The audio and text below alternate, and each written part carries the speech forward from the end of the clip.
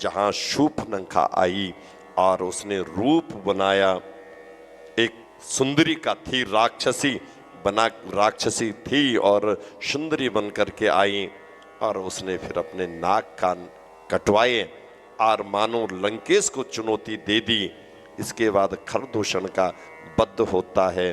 खरदूषण के वध के बाद फिर भगवान आगे बढ़ते हैं, जहाँ पंचवटी में फिर वही रावण छल और कपट का वेश धर के मारीच के पास जाता है और मारीच से जब सारी बातें कहता है तो मारीच समझाता है कि वो वही राम हैं जिन्होंने मुझे बिना फल का बाण मार के यहाँ समुद्र तट में भेजा है, और मेरी माँ बंबा देवी ने मुझे कह रखा है कि तू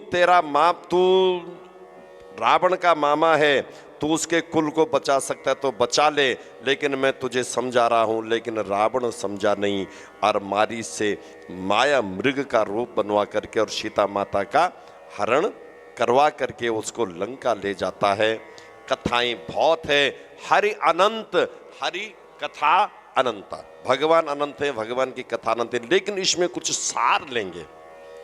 माताओं, क्या मंथरा मर गई?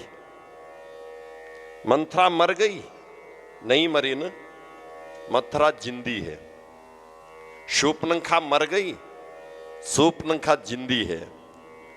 एक बात मेरी याद रखना माताओं, कैकेयी बहुत अच्छी है, वीरांगना है, मन की साफ है, लेकिन वाणी की कर्कश है। वाणी की कर्कश है, एकदम कर्कश वाणी की है। मंथरा मरी नहीं, मंथरा जिंदी है, और मंथरा वो आपके पड़ोस में रहती है। उसका काम क्या है? समय पाकर के पड़ोसी के घर में जाना, सास को भरना, बहू की उल्टी सीधी उसको सुनाना, एक भाई की दूसरे भाई को सुना के, एक भाई के प्रति दूसरे भाई के प्रति नफरत फैलाना, सास बहू में लड़ाई करवाना, और अपने घर में पकोड़े बना करके खाना। कोई बहाने से आएगी, दीदी मेहमान आए, थोड़ा बेसन वसन चाहिए थी, थोड़ा पैच रूप में आई, और बोलेगी कि अरे तेरी बहू ऐसी है, तेरी बहू वैसी है, उल्टी सीधी भरेगी।